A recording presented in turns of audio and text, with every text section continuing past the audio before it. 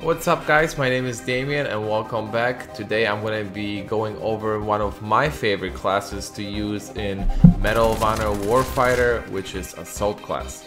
Now for the Assault class, they give you pretty standard rifles that you can use. In my opinion, it's going to be one of the easier classes to jump into if you're coming from any other game.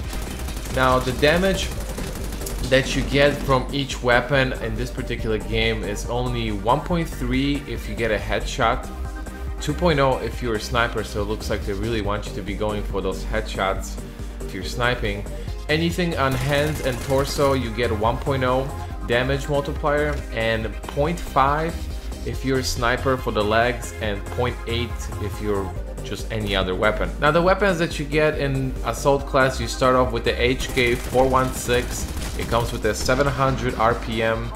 It will do 20 damage over 45, and the damage drops off from 45 up until 55 down to 14. So if you're actually shooting someone anywhere from close to medium range, you're gonna drop a person within 5 shots, and anything long range, it looks like it's going to be around 7. It all depends if you're going to be getting any kind of headshots. Like I said before, headshots in this game are not really rewarded that much if you're not sniping.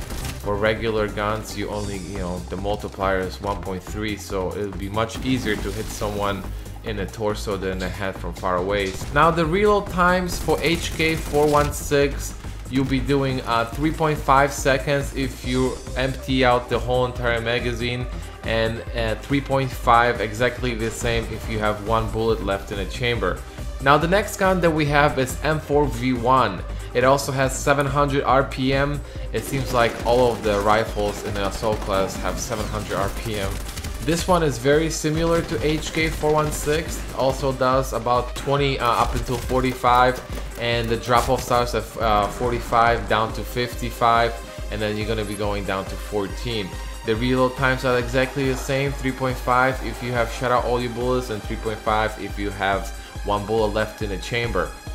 Now the magazine size on both of these guns are 30 in the clip plus 1 in the chamber. It's the same thing as a HK416. You're gonna be dropping people close to medium range within 5 bullets and about 7 long range. Now the next weapon is EBR. This one also has 700 RPM. It will do much more damage close to medium range, which is 25 per shot. The damage drops off from 30 to 40, and then you're going to be doing 20 per shot. So medium to close range with this particular weapon, you'll be dropping people within 4 shots only, which is quite nice, and long range about 5 shots. Now what's very nice with this particular weapon is the reload time. If you have 1 bullet left in the chamber, you'll be reloading in 2.6 seconds, which is the fastest reloading assault rifle in Assault class. If you have already shot out all your bullets, it will take 4 seconds flat to complete the reload. The only trade-off with this weapon is that you hold only 20 bullets in a magazine and 1 in a chamber, which is quite low. Every time I play, I always come across more than 2 enemies at a time, and it's kind of difficult to drop a lot of people in one burst. Now the next weapon is G3, which is pretty similar in a damage model to EBR, which will also do 25 per shot medium to close range. The damage drops off from 30 down to 40, and then you'll be doing 20 damage per shot. Now with this particular weapon, just like EBR, it also holds 20 bullets in the magazine, 1 in the chamber.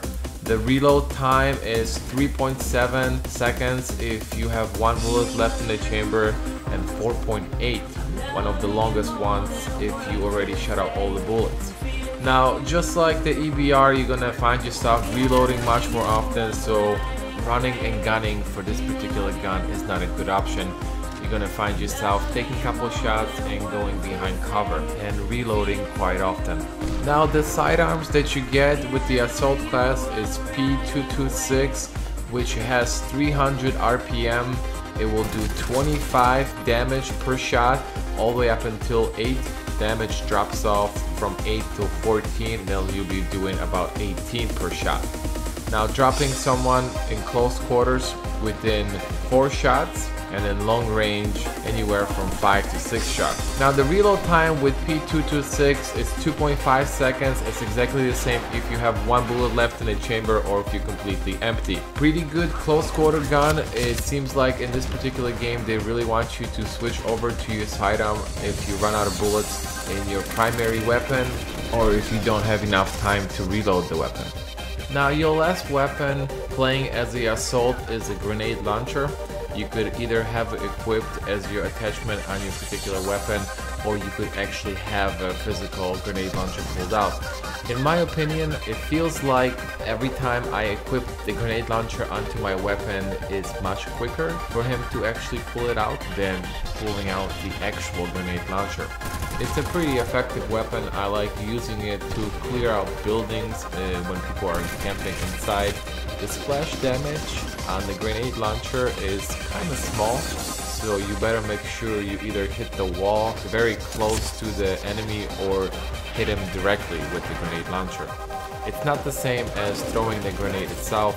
It feels like when you throw a grenade, the splash damage is definitely larger than using the grenade launcher itself. Now the support actions that you get playing as the assault class, you always have a choice between offensive and defensive action. For the first one, you get mortar strike or smoke. Second one is guided missile or resupply. Actually resupplies your grenade and your grenade launcher. Third one is cluster bomb or UAV. And the fourth and final one, which every class gets, is Apache helicopter. So this pretty much concludes the assault class. If you guys enjoyed the video, please leave a rating and a comment below. As always, subscribe, and thanks for watching.